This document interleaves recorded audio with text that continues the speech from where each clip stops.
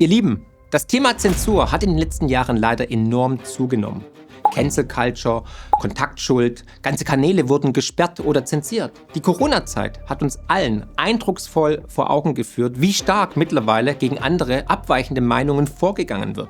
Und sind wir doch mal ehrlich, wir haben es alle irgendwie intuitiv gemerkt, dass etwas nicht mehr mit rechten Dingen zugeht, dass unsere alte Weltvorstellung aus den Angeln gehoben wurde. Aber jetzt haben wir es tatsächlich schwarz auf weiß vor den Augen als Beweis. Der Australier Andrew Löwenthal hat das deutsche Zensur-Netzwerk aufgedeckt und zeigt, warum es sein kann, dass binnen weniger Stunden Tausende auf die Straße auf einmal getrieben werden, perfekt organisiert und gegen rechts auf einmal demonstrieren. Andrew Löwenthal beschäftigt sich seit über 25 Jahren mit digitalem Autoritarismus, Online-Privatsphäre und freier Rede. Und auch westliche Demokratien wie Deutschland haben ein komplexes System zur Kontrolle von Inhalten aufgebaut. Ich habe oftmals im Kanal schon darüber berichtet, zum Digital Service Act und immer mehr Einschränkung der freien Meinungsäußerung. Und jetzt sehen wir, dass das Ganze perfekt organisiert ist mit Steuergeldern. Wir reden darüber, wie ein Geflecht aus NGOs, Stiftungen, akademischen Einrichtungen, Behörden und sogar staatlichen Institutionen, Plattformen funktioniert.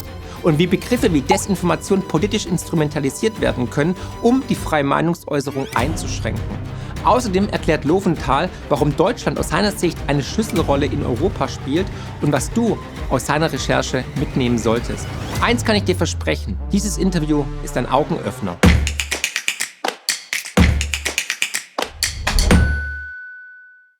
Welcome to a new episode Deep Dive, and today I have a special guest from Australia, and it's early in the morning in Germany. And what time is it in Sydney right now, Andrew? Almost 8 p.m.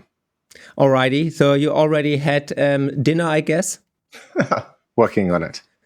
Okay, so yeah, Andrew, you just published something unbelievable, and I'm still in shock. Actually, that's why I have gray hair. How do you see it? Because I'm 26 actually, but I got like 20 years older after I read something about a German censorship network, and it's a horror movie actually. But before we dive into this topic, may you introduce yourself to our audience? What's your background, and then we just talk about the German censorship network. Sure. So I'm born in Australia. I think as we were talking early on, I do have a kind of German background, but I wouldn't call myself German at all. I definitely grew up the whole time in Australia, apart from a little bit of kindergarten in Gießen, actually, which I saw was in the news recently. Yes, about the AfD, exactly. Yeah. So you speak German? No. Not nothing that we should publicly. But kindergarten in Gießen was perfectly pronounced. So excellent. Hey. chocolate milk. I couldn't believe they handed out free chocolate milk to children in kindergarten. They didn't do this in Australia.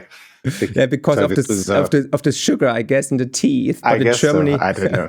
I was very happy about free chocolate milk. If you come to Germany, it's my treat. I will invite you for chocolate milk. Excellent. Plus the beer and the coffee. Oh no, it's getting very expensive now. Doesn't matter. Anyway, so grew up in Australia, and I guess from my late teens, early 20s, I was actually very, very involved in and then for a long time involved in kind of left-wing politics, but the kind of the older left version, I guess, that was pro-free speech, anti-censorship. Worked a lot in independent media, was kind of for pro-peace, of course. Pro-peace, yeah, also then, pro-peace. Yeah. It's very old. I went to a lot of the Iraq War demonstrations. Me too. So actually, very early on, we were protesting against the World Economic Forum when they came to Australia in the year 2000. This is when it also wasn't, you weren't a conspiracy theorist to protest against the World Economic Forum. It was all kind of, environmentalists and, queers against corporate globalization. And, when the left was this completely other left that doesn't really exist anymore. So that was kind of my background. And then as I guess got into my mid-20s, I started a non-profit that was focused on digital kind of rights or digital free speech issues in the Asia Pacific, and then kind of built that up to a kind of team of 30 working in places like Myanmar, in the Philippines, Malaysia, Indonesia, Thailand, lived in a lot of those countries as well. So I was kind of very interested in kind of the possibilities of the internet as a free and open space of kind of dialogue and transformation. And this was funded by kind of liberal philanthropies and the kind of thing that they were very into until around 2016, 2017, or after really Trump and Brexit, where they started really pivoting to this kind of anti-disinformation, anti-hate speech. You see a lot of the kind of cancel culture stuff coming in. Everyone starts getting very scared to start expressing themselves in this kind of left progressive NGO space where I was. And then really when COVID or Corona hit, I mean, everything went crazy. I mean, again, the whole sector that I was in was dedicated to online free speech. And then basically during Corona, either people completely shut up and said nothing, or worse, a lot of these organizations that I knew started doing their anti-disinformation work and fact-checking work, and were actually trying to get people taken offline. People who had very reasonable differences of opinion or differing evidence about, where it might have come from, how effective different treatments or different public health interventions might be, etc. So those people were all told to be quiet and we're going to fact check you and shut you down. And a lot of those things that they were saying, would the vaccine stop transmission? No, it didn't. They were right. Was it real? Was it a reasonable hypothesis that the virus may have come out of a lab in Wuhan? Yes, that was a reasonable hypothesis, but that was fact checked and you were told you couldn't kind of talk about that online. So my whole world was basically had this challenge put in front of them, the biggest challenge of their generation in terms of free speech. And they basically almost all completely failed that test. And again, as I was saying, not only failed, but actually many of them decided to become the kind of speech police themselves, this whole anti-disinformation, anti-hate speech space that was really took off after Trump and Brexit globally. And based on the kind of research that we just did in Germany, that also really seems to be an inflection point for you as well, in terms of when this stuff really starts picking up. Because in 2013, 14, 15, you really see very, very little of it. And when things like NetzDG were brought in Germany, the people that I knew in Germany at the time, they were all progressives and liberals who were opposing or questioning or doing advocacy against NetzDG. Now, a lot of those same people are essentially pushing for kind of tighter controls on the internet instead of questioning the government, work with the government to kind of suppress other voices. Yeah. Andrew, I think after I read your studies and thinking about it, and I talked a lot about on my channel about it, I think the tipping point was 2015 with the refugee crisis, when everything actually went crazy, because then you see it also in the charts you published that then afterwards 2016 to 17 the populist got actually stronger in every country in Europe. We had the Brexit party with Nigel Farage in the UK, and we had Le Pen and we had the AfD and so on, and people became uncomfortable with the situation that so many people from Syria, Afghanistan came. And back then, now we know it in the back mirror now of history, we know they lied to us as well, the politicians, and they lied every time to us. They lied to us on the refugee crisis. They told us, hey, we will be a happy family and they will pay your retirement and so on. And then we had the COVID crisis, of course, and the politicians lied again to us, actually, about the lockdowns, about where the virus came from, and also about the vaccination. And then came the war in Ukraine, when Russia invaded Ukraine, and they said like, hey, Putin has cancer, the war will be over tomorrow, Ukraine will win. Another lie, so many lies. So people started questioning everything, actually. How much can I trust the politicians, and it's the same in Australia. I've got many friends in Australia, and they don't believe them anymore. They were also liberals, they were left wings, and I was left wing. I was very left. I was a punk rocker. I had not gray hair, I had pink hair. Yeah, I organized demonstrations against the French nuclear tests in the Pacific in Edinburgh. I was on BBC Scotland, talking to them, a German, who organized everything, and I went against right-wing parties and so on. Anyhow, in the last couple of years, I think, the conversation between people went down the drain, actually. I never experienced a society so much separated, disconnected from each other like right now. It's just like hate. They don't talk to anybody anymore if you have a different opinion. And especially my left-wing friends, they're really intolerant. No, 100%. So if some of the reaction of like, to me, from my left and progressive friends, is like, well, why are you, polarization is really bad. But then they're like, why are you talking to those other people? It's like, well, I thought you said polarization is bad. So I talk to people who have different ideas and opinions to me. Exactly. And so isn't that what you're supposed to do? And I think their version of how you stop polarization is basically to destroy the Cancel other culture. side. So that it doesn't exist. Exactly. And then you won't have polarization anymore. I was like, that's not going to work. Like, and I think this is the whole thing with this whole censorship work and the cancel culture, etc., is that it doesn't work. It doesn't. We see it. We see it in Germany. Not only does it not decrease polarization, it increases polarization, and it actually creates more social conflict, and less issues actually get resolved. So, and I think this was one of my realizations, was that yes, there's a lot of intolerance on the right, and there's also a huge amount of intolerance on the left.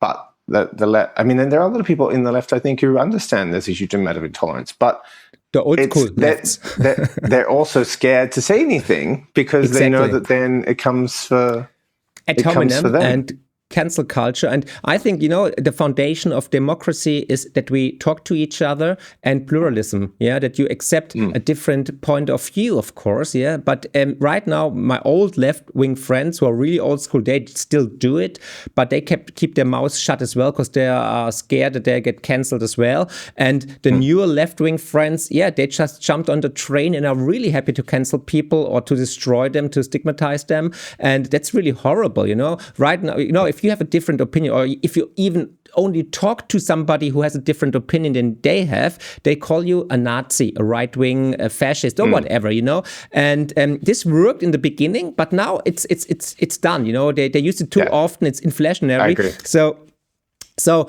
and I have very often the feeling, I just read George Orwell's 1984 again, and it hit me again like a hammer. I was like, okay, that's what we're living right now in there. It's the nightmare, the dystopian nightmare of George Orwell's 1984.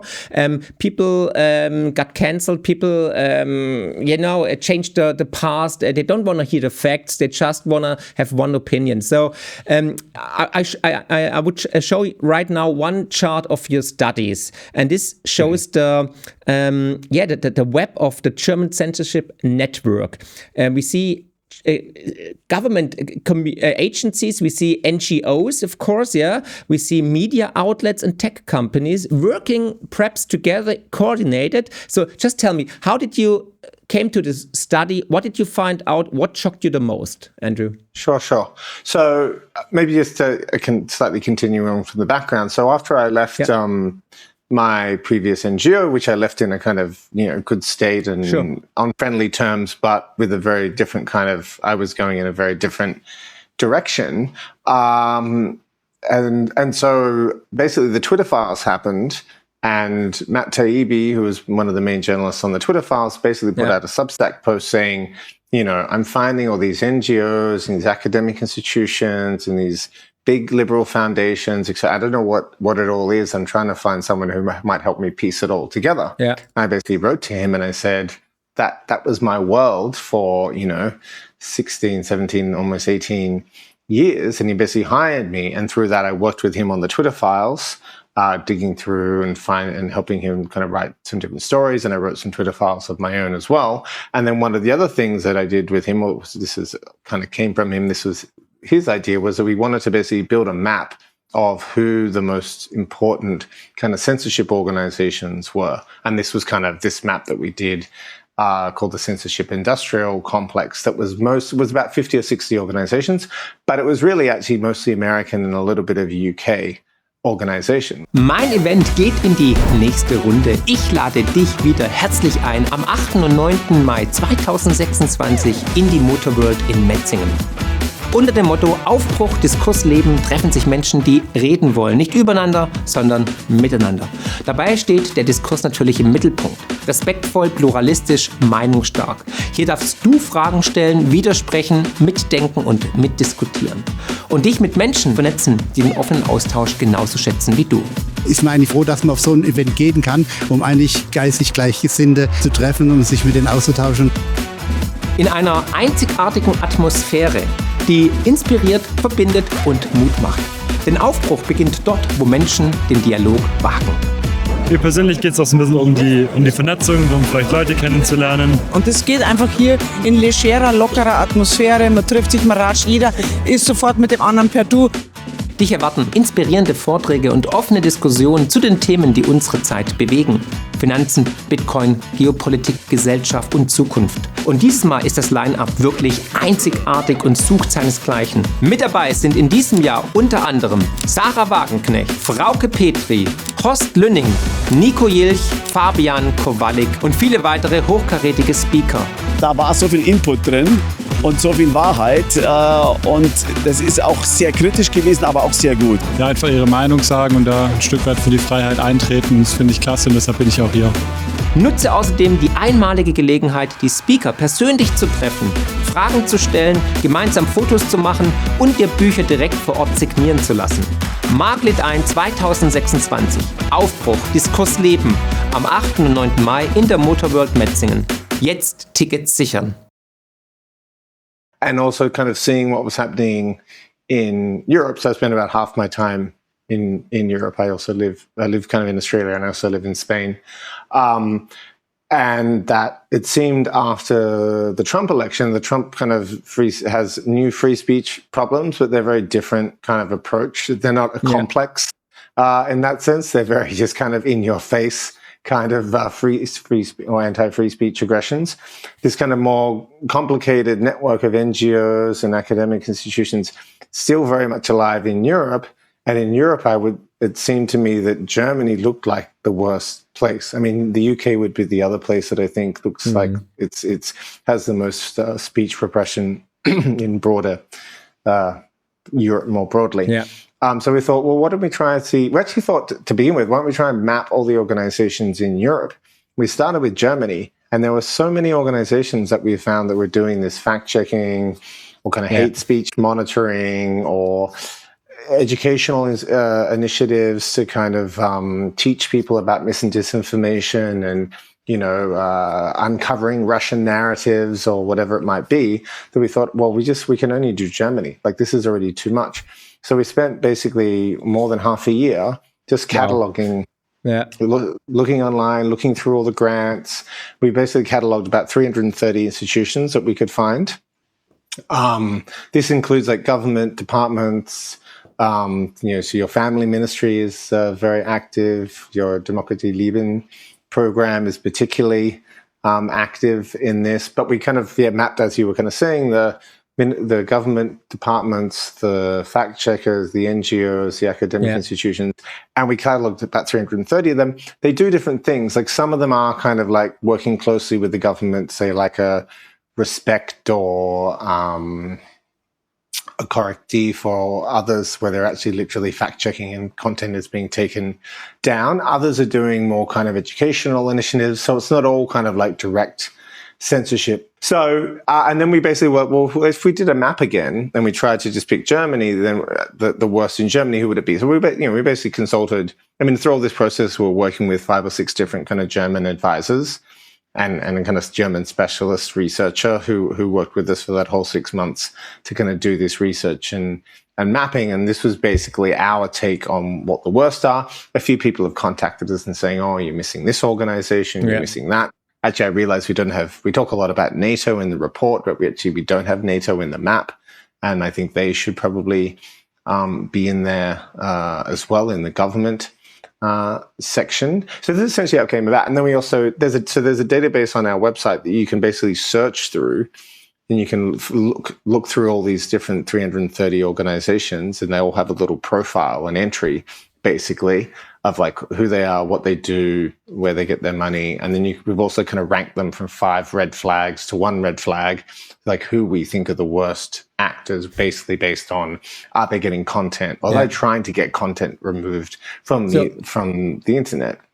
Yeah, I will put the link to the website and the study, of course, in the show notes, and everybody should check it out. If you like the interview already, just hit the like button and share it with all your friends, all your colleagues, because it's so important that this message gets out, because I think it's a big scandal, actually. So you said some organizations have 5 red flags. So which one is the worst? Just tell us.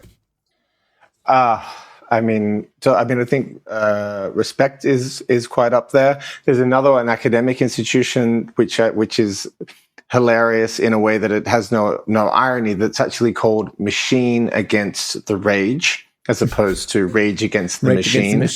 It was actually literally their kind of approach is, we're going to help the machine to basically suppress the rage. And I think this is actually really helpfully summarizes what a lot of the approach of these different organizations are. There's a very big initiative called MOTRA, which is a network of mostly academic institutions that works in close collaboration with the police as well. So I think this is also one of the things that we found, is that whereas in the US, because of the First Amendment, the government kind of had to hide, or at least kind of create a little gap between that's funding for anti-disinformation work and the organizations actually taking content down. Even though they were directly doing that, they had to kind of, weave around it and make it not so obvious. In Germany, because you don't have the same protections, the government is just out and out, kind of actually quite transparent in some ways once you look at it. And the funding is actually quite transparent from the government side as well. So it's just like, the civil society works in very, very close collaboration with the government to suppress speech or certain sections. And I think one of the other interesting things is that this is just one small section of civil society, right? So this is just the kind of digital speech police people that we cataloged. But the kind of German approach, I think, is also happening across the Western world, where there's this kind of clientelism, where governments are funding huge amounts of NGOs, but they also might be NGOs focus on energy or gender or whatever it might be, by the hundreds or by the thousands. And they're kind of creating this very artificial narrative environment, I guess you could say, because they're creating this kind of fake grassroots organizations, what you used to call in English astroturf, as opposed to kind of grassroots organizations. And I think this is kind of a new governance model for not just Germany, but for the West more broadly, which is that the government kind of outsources a lot of its kind of narrative operations and its activities more broadly, in the same way that it feeds a lot of the kind of consulting industry and the McKinseys and the Boston consulting groups, etc. It's also doing a lot of the same with all of this kind of NGO world as well. And that's quite distorting, I think, democracy. Yeah, definitely. Did you try to get in contact with these organizations, NGOs, think tanks, companies, and so on? Did you inform them before you published the study that you will publish a study, or that you will publish a website about the censorship network? No, well, so as there were 330 of them, we either had to contact all of them or none of them. And so 330 seemed like a very big number. But so what we're hoping, though, is that actually this database, so we didn't, just to be clear, is that this database will now be a resource for journalists and kind of free speech advocates to go, okay, let me find out more about this Jugendschutz organization. Sure. Oh, who are they? I'm going to go and send them and write them some questions, because 330 is just too many for us. But so the idea is that it becomes a resource for others, basically, to keep following up on this investigation, because we've written basically 300 to 400, maybe sometimes 500 words about each of those 330 institutions, which is already quite a lot. And then we're kind of dropping it out there with the idea that we hope that other people pick it up and go, let me keep pulling on this thread and see what else is there. Yeah. Did you get any reaction of these 331 organizations? Did they Not write so far. No, nothing. Yeah, not okay. yet. It's interesting though, because we did a similar project focused on US government grants to mis and disinformation initiatives starting from like 2005 or 6. And we cataloged there about 900 grants that the US federal government had made to this work. And we also ranked them. And we kind of built a lot of charts as well, because we wanted to basically understand empirically, like how had this whole sector basically grown and how artificial it is essentially, because a lot of the money is just coming from the government. It's not actually an organic kind of thing. But in that case, we did have organizations contact us and say, hey, you've made us 4 red flags. We're not that bad. You know, you should give us less flags.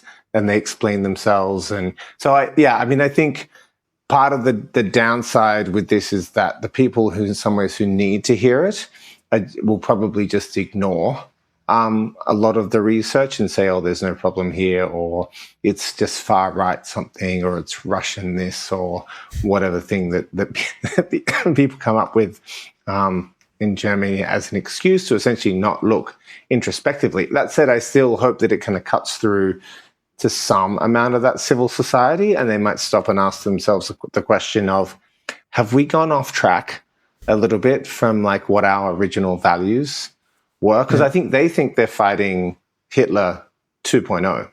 They think Hitler has come back to life and is about to take power again. That's the impression I get. And therefore, anything is acceptable in terms of their behavior.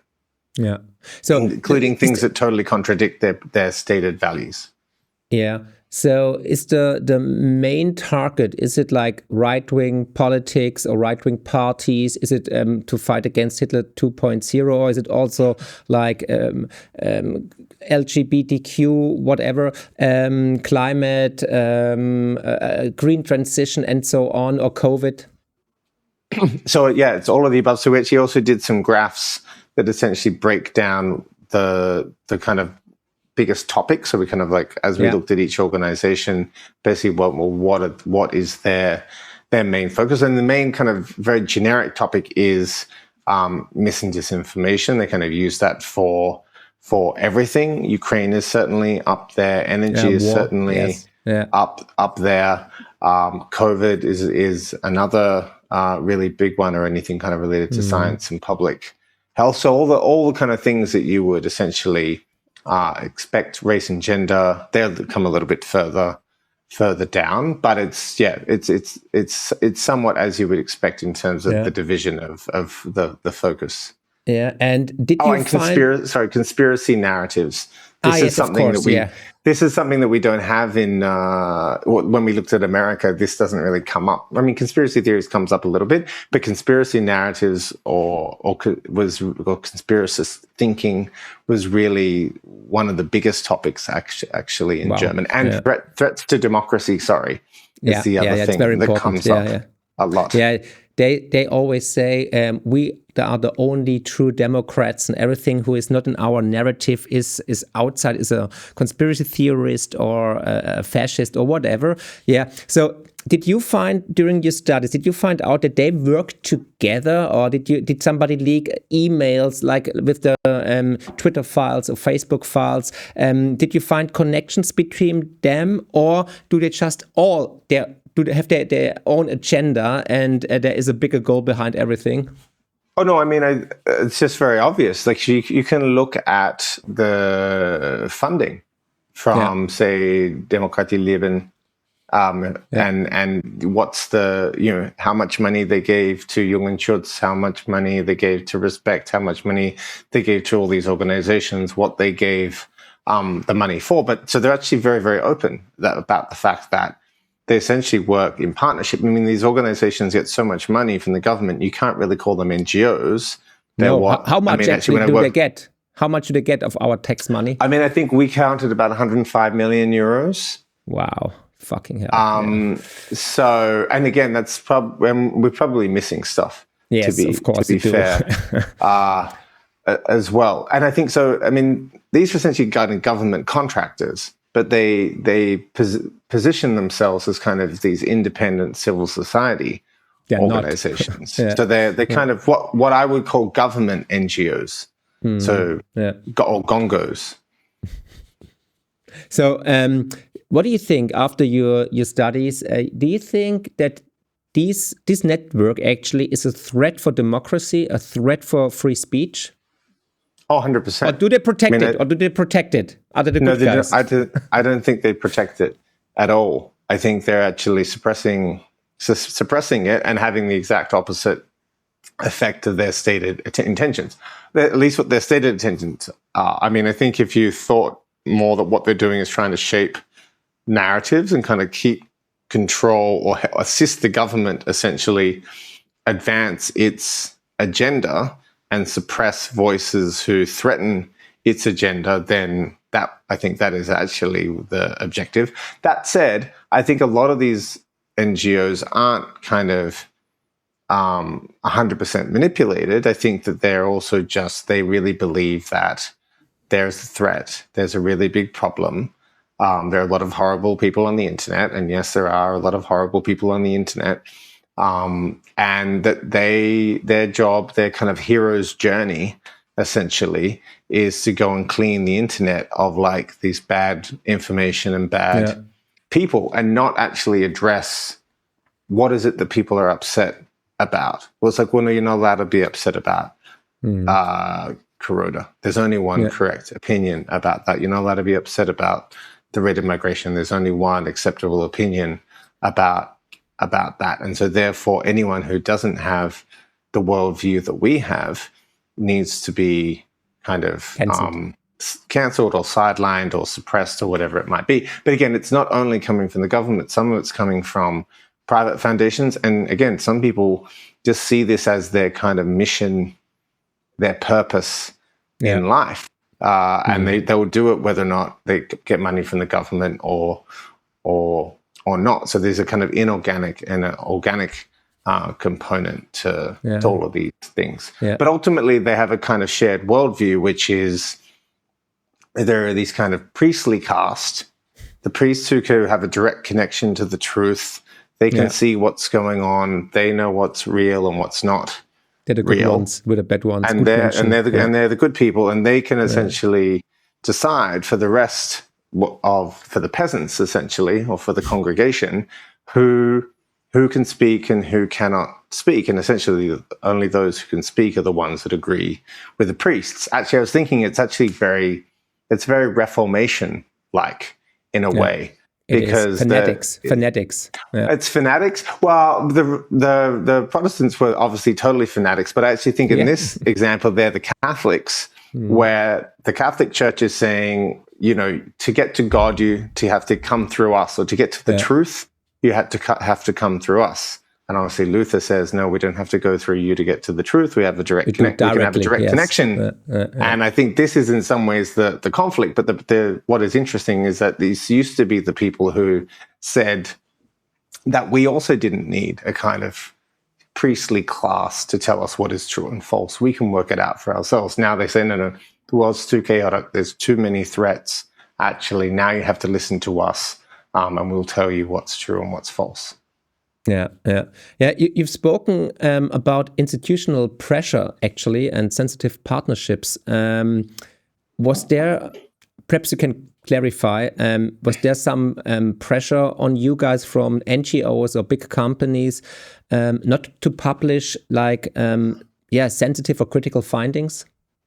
No pressure. I think maybe that refers to pressures that, like the Ukraine war or Nord Stream, that essentially kind of give I'm not sure which section you're particularly looking at, that give kind of Germany in some ways limited options as to what politically it's able to do, and through this, and also this transatlantic influence. It just says, well, this is the path, and do not stray from it. And it seems that a lot of these transatlantic influences and these kind of bigger geopolitical questions are kind of put Germany in a bind, where it has a huge percentage of its people who don't like a lot of the policies that the government is enacting, but there are pressures weighing upon the German government and the German kind of decision-making class, which means that they have very little room to move. And so it seems that the hypothesis is that are they choosing censorship because that's one of the only tools they seem to think is going to help them, which is not helping them, I would say. Not at all. Not at all. So how was the feedback? Did any big media outlet publish something about it? Did you get requests about interviews or No, so we got quite a lot of European coverage, I would say. Not so much from big outlets, but a very, very large of alternative media that picked it up, not just in Germany, but around Europe and somewhat in the US. So I think probably at least 100 different kind of outlets that picked it up in one way or another. So that was quite good. I mean, we had Berliner Zeitung as well, which is probably really the only mainstream paper. I did do an interview with Welt, but cool. I'm still waiting for the print version to come online. So hopefully it will come. They're good. They're open-minded, actually. So I was surprised when I was preparing for the interview. I didn't find like a Reuters message or something, breaking news, because it's a scandal. To be honest, it's a big scandal. I mean, I was never expecting. I know. I probably should have my expectations that high, but I didn't have my expectations that high. It was really popular on X, of course, and then trended for a little bit. And it's very important. That's why I said I have to do this interview to give it more momentum, actually. And thank you. Ulrike, you're very welcome. Because I'm also a warrior of truth. I want to get the truth out. And then I saw the press conference you had in Berlin and in Brussels with Aya Bella-Quest. She was already and also on this channel many times, and she's she's doing a very good job. And Ulrike Goros, of course, as well.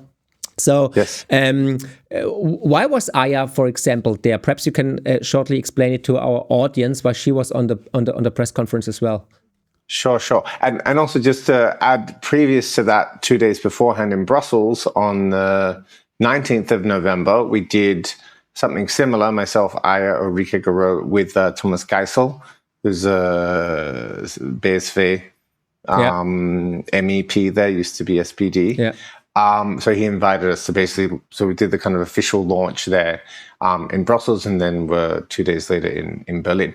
I mean, the reason I invited Aya to come, because I think of how important Corona is in terms of the censorship, and that if you, again, look at those graphs, like, yes, starting 2015, 2016, 2017, and then you see this other really big leap starting 2020, which I think is really all about COVID, Corona. So I think having that kind of particular COVID angle was very important. And I think a lot of the work she has done with breaking the RKI files was really about proving what a lot of the things that were censored.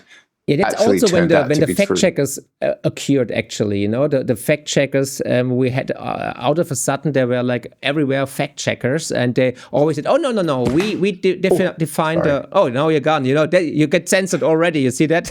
No, I got too excited and I hit my That's head. All right. That's all right. When the fact checkers appeared and they said, okay, this is what you have to believe and this is a lie, and sometimes they lie. This is very funny, actually. So yes, so Aya was there because of COVID. So that makes total sense. So what is the plan, the next step on your journey for pushing this forward? Is there something else in the future? Well, I mean, really what the biggest thing we're hoping is that people on the ground, journalists and advocates are going to go through this big database. This is two databases, one of these 330 organizations, and there's kind of profiles about all of them. So we basically kind of put together a whole lot of crumbs for people there. And then we've also got a separate database of 425, I believe, grants that have been given out either by the government, by the EU, or by private foundations. It's probably missing a lot of the private foundations ones because they're a lot harder to find, that have gone out to all of this work in Germany as well. And then I think there's a lot more investigative work that could be done there. Going, well, what was this grant actually for? So actually, probably Ulrike talked about this yesterday. One of the things she found from the report was that I think the person who had accused her of plagiarism was part of an organization that had received 700,000 euros from the government to be kind of working on this kind of anti-conspiracist or anti-disinformation type work. You have to kind of fact check me there to make sure I got that 100% it's true. right. She said it in an interview with me as well. I will put the link to the interview in the show notes as well. And she has said it as a connection, you know, and there is a connection. Yeah. So I think there's leads like that people could, like, she just found that. We didn't know about that connection at all. And because she dug in quite deeply into the report, she was like, oh, this is connected to me. But I'm sure there's so many, many more connections in there that we just 100%. Have absolutely no idea about. And where, obviously, I'm not German, apart from in a technical sense. But and so I think people with more context about these different organizations and the work they're doing can do a lot more than we can do. We can kind of provide a kind of meta kind of look based on the work we've done in other countries, and then as much as possible work with people on the ground who have more understanding of the local networks and the local context and politics. Yeah, but I'm still, like I said, shocked actually that it is not like spreading in the mainstream on TV, in the news and so on. So I expected actually that they have would make it as the breaking news. We put Deutsche Welle and we put these other people in that map as well because of all their fact checking. So we're basically saying these organizations doing this fact checking work are essentially suppressing speech and suppressing democracy. So, I mean, it would be, I think you're right, Mark, that we should have this expectation that such media would cover these things. On another level, I think it's a criticism directly of them. Yes, of course, but then you have to face it actually, and then if you in the old world, you know, you just invited your critics, and then you talked about all the facts they have, and you just said, okay, it's true or not true. But anyhow, you challenge the person and say you're not right, you're wrong because of this or that and the other. No, and this is the new world, and it's not just Germany where you just kind of shut out people who have a different opinion until they become so big that you can't ignore them. I think it's interesting, the UK compared to the German context. It seems like in the UK, like some of the walls have really been broken by reform, and because the Labour Party is just so incredibly unpopular now that they've had to kind of let in a lot of the debate that they were really trying to keep out for years, particularly I think around migration. But it again, not having spent a huge amount of time in Germany the last few years, but having worked with a lot of people and talked to them, it seems like these walls are still quite solid in Germany. And they already get demolished every day a little bit more, step by step. So Andrew, who criticized you, and what was their critics on the study on your organization? I mean, most of the criticism I got was that I was a Russian. I must work for the Russians or something. Are you? No, asset? No, I'm not a Russian asset.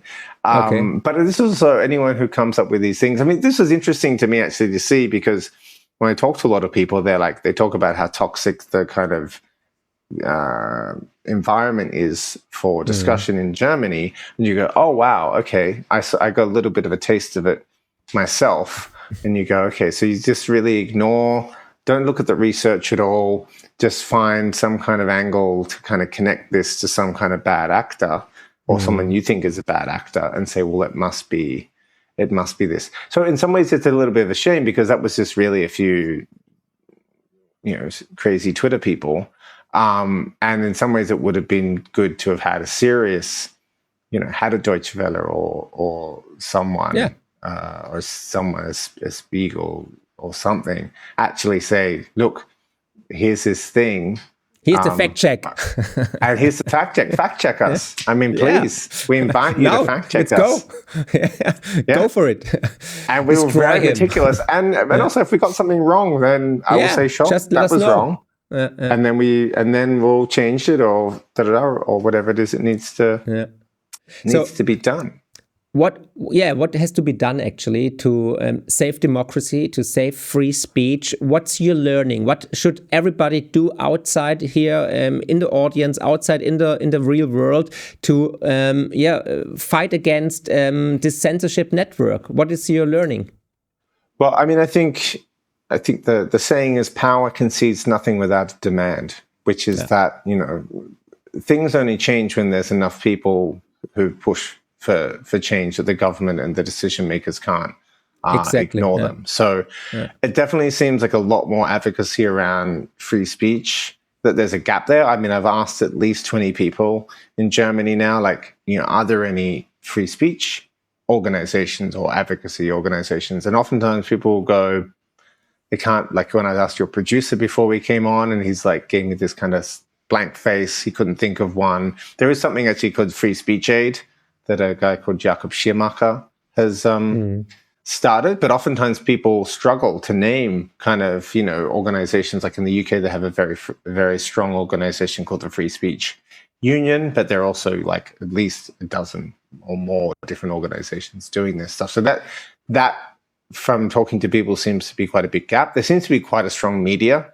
sector or alternative media sector in Germany that is raising a lot of these questions, and that seems very, very healthy. So it seems to like be a lot more of that. But I think people essentially need to investigate and organize. So more investigative journalism to expose these networks and the people and what it is that they're doing, and more organizing to pressure politicians to, I mean, in many respects, defund these NGOs. And my understanding it also was that the CDU had this kind of 551 questions. Exactly. And which was SPD, all about which is all about the NGOs and the financing. Yeah, and I think so. A big campaign, you know, to get the 551 questions put, and we're still waiting for answers. Yeah, we're still waiting for answers. And I think the money needs to be cut in an absolutely massive 100% way. Yeah. So, guys outside there, if you're new to the channel and you like it, please subscribe.